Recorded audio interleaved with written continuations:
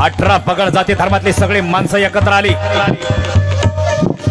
माझ्या राजानं सगळ्या माणसांना एकत्र केलं. हर हर महादेवाच्या दरबारात महाप्रतिज्ञा केली. महाभारतामध्ये देवव्रत या एका योद्ध्यानं प्रतिज्ञा केली आणि ती प्रतिज्ञा इतकी योग्यतेची, एवढी क्वालिटीची, एवढी दर्जेदार होती आणि त्या प्रतिज्ञेला जागणारं व्यक्तिमत्व होतं आणि जागलं. शेवटच्या श्वासापर्यंत हा देवव्रत नावाचा योद्धा शेवटच्या श्वासापर्यंत या प्रतिज्ञेला जागला. प्रतिज्ञा मोडली नाही. स्वतःचा जीव संपवला, प्राण संपवला, पण प्रतिज्ञा मोडली नाही. म्हणून त्या देवव्रताचं नाव ठरलं गेलं महाभारतामध्ये भीष्म पितामह. ते भीष्म पितामहांची प्रतिज्ञा होती म्हणून भीष्म पितामह. आणि ही रायरेश्वराच्या पिंडीवर घेतलेली ही प्रतिज्ञा माझ्या छत्रपती शिवाजी राजांची ही शिव प्रतिज्ञा होती. ऑपरेटर थोडासा आवाज द्या, आवाज बढाइए. बाजी पासलकर होते. पासलकरांना म्हणाले राजे, बाजी काका काय तुम्हाला नाही सावराच्या करायचं. राजा मी आलोच का तुमच्या संग आता करते तुम्हाला कुठं दिसलो मी. राजा मी पेटीवर हात ठेवलाच होता की राजा आज भाऊ तर तुमच्या पिताश्रींबर आम्ही जेवढं करायचं तेवढं केलं. आता इथून मोरलं वय तुमच्या संग बघा. होय होय चला. विजांचा कडकडा दिसतो आहे, झिमझिम पाऊस चालू आहे. आपल्याला पुनवडीला लवकर पोहोचावयास हवे. चला चला. राजा डोंगर दऱ्यातून पुनवडी प्रांताकडे लाल महालाकडे निघाले. पण माघारे जात असताना शिवाजी राजांना एका डोंगराच्या पायथ्याला शांत वातावरणामध्ये रडण्याचा आवाज ऐकू आला. रडण्याचा आवाज ऐकू आला. बहिरीजी नाईक त्यांच्या बरोबर होता. बहिरीजी नाईकांना राजे म्हणाले, बहिरजी बहिरजी जरा खाली जाऊन पहा बरं नेमकं कार रडतायत ते. बहिरजी धावत गेला, निरोप घेऊन माघारी आला. राजांना मुजरा केला आणि राजांना म्हणाला, राजा राजा एका शेतकऱ्याची गाय वाघानं मारली म्हणून राजा तिथं शेतकरी रडतोय. गाय मारली हो वाघानं. ऐसे ऐसे चला जरा पाहून येऊ, त्यांना दोन शब्द सांगून येऊ. चला. सगळे त्या माणसांपाशी आले. एक गरीब शेतकरी होता. त्या गावरान गायीच्या पोटावरती मानेवरती आपलं मुंडासा ठेवून ढासा रडत होता. राजा आल्याची खबर त्याला कळाली. तसं राजाकडे पाहिलं आणि राजांना पाहून बोलू लागला, राजा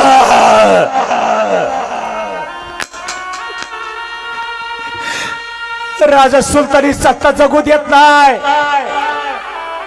आणि जंगलातली जनावर बी आमसने जगू देत नाही. राजा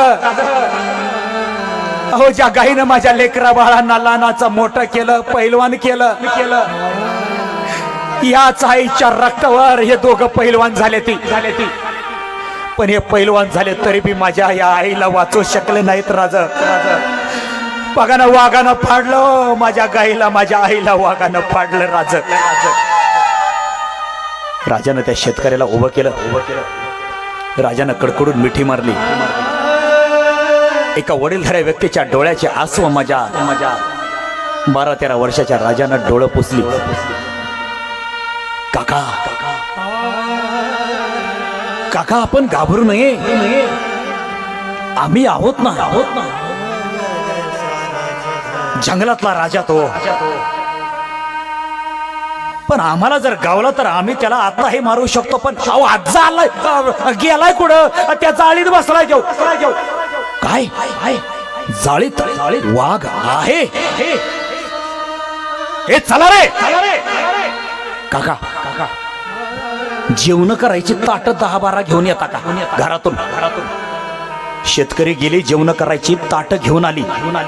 लिंबाचा डागळा तोडला, त्याचं टिपर केलं आणि राजांनी सगळ्या त्यांच्या मित्रांच्या हातात दिलं. ताट आणि टिपार आणि प्रत्येकाच्या कमराला तलवार आणि काहींकडे भाला. राजांनी त्या जाळीच्या दाही दिशेनं येडा टाकला आणि राजांच्या हातात होती बंदूक. राजांनी सगळ्याला सांगितलं, एकदा तो ताटावर टिपार मांडायचं, एकदा तो वाजायचं, एकदा तो असा गांगरून गेला पाहिजे त्यो. आणि एकदा का गांगरला आणि त्याची जलबिचल झाली की जाळीतून बाहेर येतोय आणि आला की त्याचा मी बेत बघतो काय करायचं ते. आणि वाघाच्या डरकाळीचा आवाज आला. शेतकऱ्यानं सगळ्या मावळ्यानं टिपर हातावर घेतलं आणि ताटावर मारायला चालू केलं. तड तड तड तड तड वाजायला लागलं. कधी इकडचं ताट वाजायचं, कधी तिकडचं, कधी इकडचं, कधी तिकडचं, कधी तिकडचं, तर कधी इकडचं. राजांना फक्त पाहिजे होता तो वाघ. आणि वाघ मात्र डरकाळी फोडल्याशिवाय राहत नव्हता. आणि डरकाळी फोडत फोडत जाळीतून तो वाघ बाहेर आला. नुसता त्याचा आवाज ऐकला तरी देखील काही कोस ना कोस जनावरांना पळून जावं, माणसाने थांबायचं काही कामच नव्हतं. पण वाघ बाहेर आला, त्याची नजर फिरविरली. आवाज येतो कोणत्या दिशेनं? राजांच्या हातामध्ये बंदूक होती. अरे 12-13 वर्षाचा माझा शिवराजा, पण माझ्या राजानं बंदुकीचा नेम त्या वाघावर धरला. वाघ जसा जाळीतून आटोक्यात आला तसं राजानं बंदुकीचं बटन दाबलं. गोळी निघली.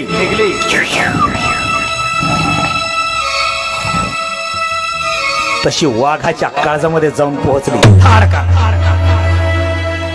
वाघ माझ्या शिवराजानं मारला. ऐकलं का? अरे वाघाला कोणी बी मारू शकत नाही. वाघाला मारायला वाघच लागतो.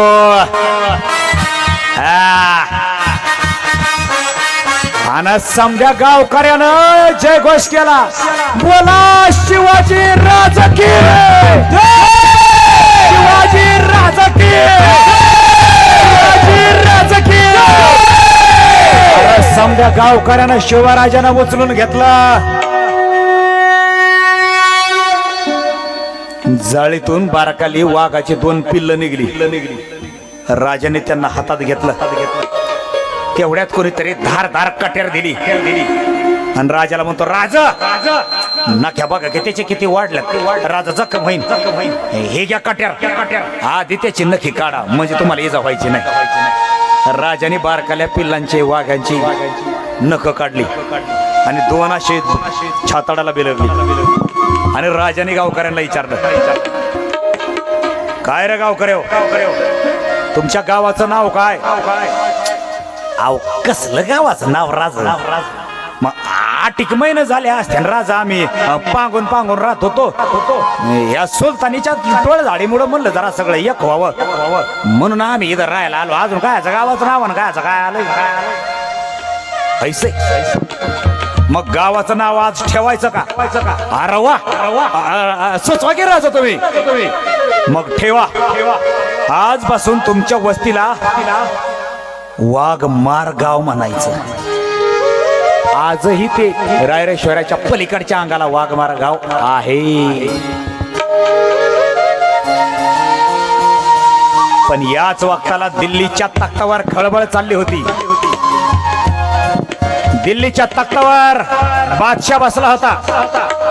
बादशाच्या वतीने औरंगजेब दक्षिण राज्यामध्ये आला होता. दक्षिणेमध्ये राज्यकारभार पाहत होता. इसवी सन 1636 ते 1644 पावे तो तब्बल 8 वर्ष. इसवी सन 1639 मध्ये खेळोजी भोसल्यास बंडखोरीने दगलबाजीने पकडून यानेच ठार केले होते. बागलान प्रांत यानंच हस्तगत केला होता या औरंगजेबानं. यावेळी जहा आरा आणि दारा शेखो यांच्या पत्राने राज्याची सूत्रे दरबारातून हालत होती.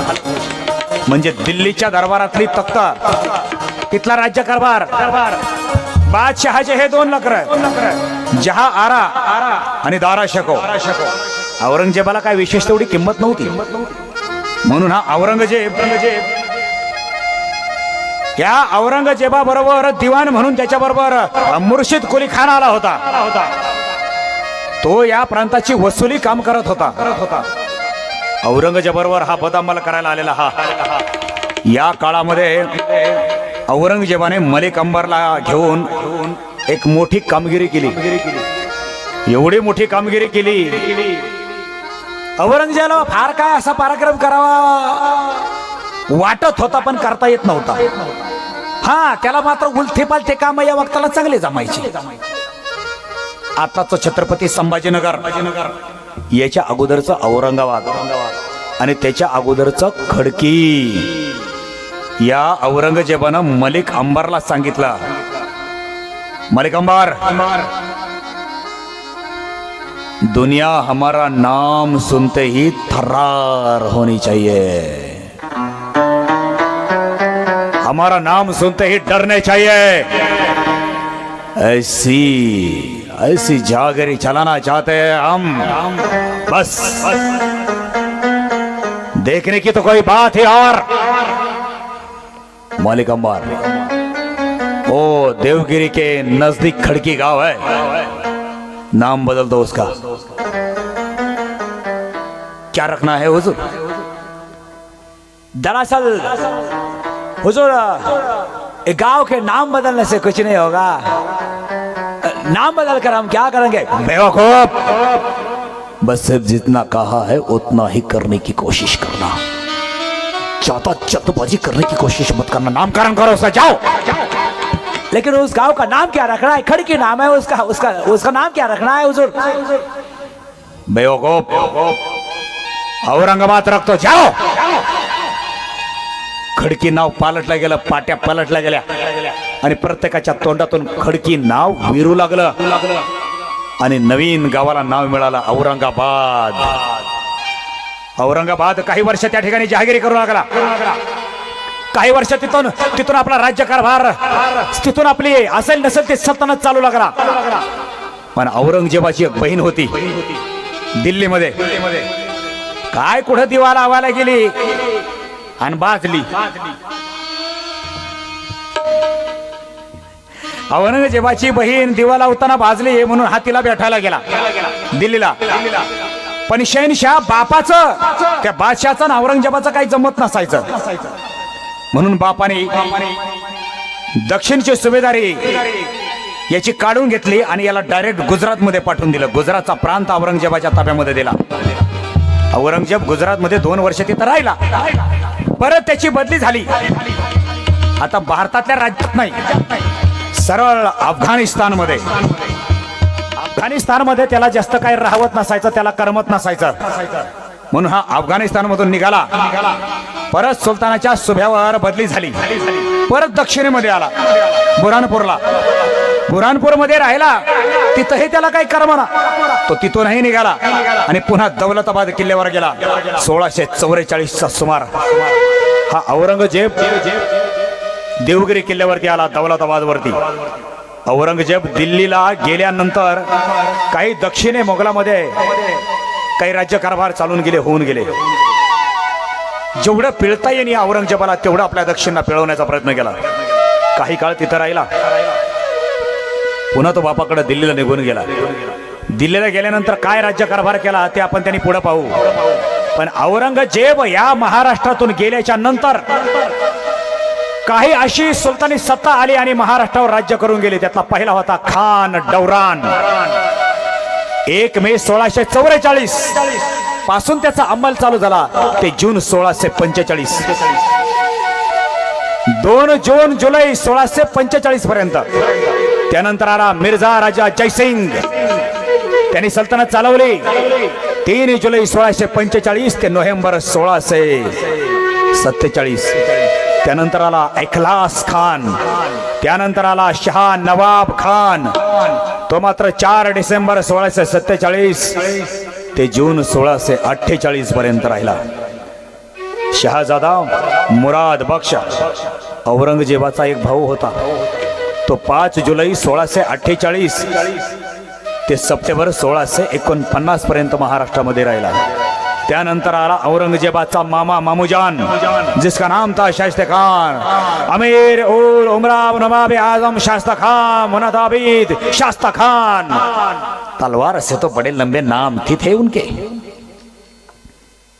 औरंगजेब पुन्हा इथे आला 7 जानेवारी 1653 ते 5 फेब्रुवारी 1658.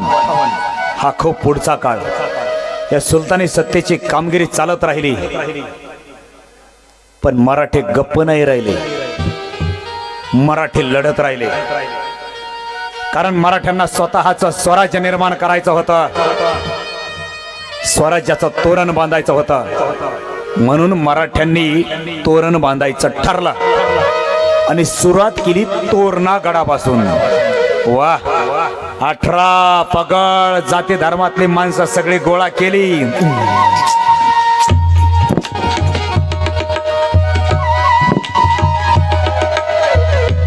राजांनी विचार केला स्वराज्याचं तोरण बांधायचं, पण आदिलशहाच्या ताब्यात असलेला हा किल्ला हा एका अमीनच्या ताब्यामध्ये होता. आणि हा अमीन राहत होता शिरवळला. सातारा जिल्ह्यामध्ये शिरवळ गाव आहे. अरे तोरणगड, तोरणा समुद्र सपाटीपासून उंची केली तर 4606 फूट उंच, आणि मीटर मध्ये मोजणी केली तर 1395 मीटर उंच. अरे बघावा आणि बस, फक्त किल्ला तोरणा बघतच राहावा असा किल्ला चालू होता. चालू आहे ना वा.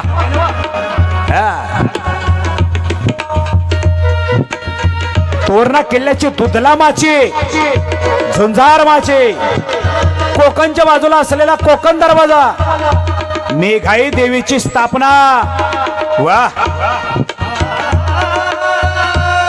अहो दुधला माची आणि झुंजार माती अशी होते जशी एखाद्या भितडाचं बांधकाम करणाऱ्या कामगारांना बसून चांगलं तासून काढावा, अशी झुंजार माची आणि दुधला माची होती.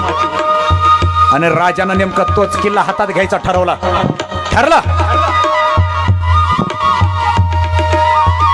राजा किल्ला घ्यायला निघाले. लुटुपुटूची लढाई, जवळपास आपली माणसं घेतली आणि बघता बघता शिवराजानं तिथं छापा टाकला आणि स्वराज्याचं तोरण बांधलं. आदिलशाही तिथून हाकलून लावले आणि राजांच्या मावळ्यांनी तोरणा किल्ल्यापासून स्वराज्याचं पहिलं तोरण बांधलं.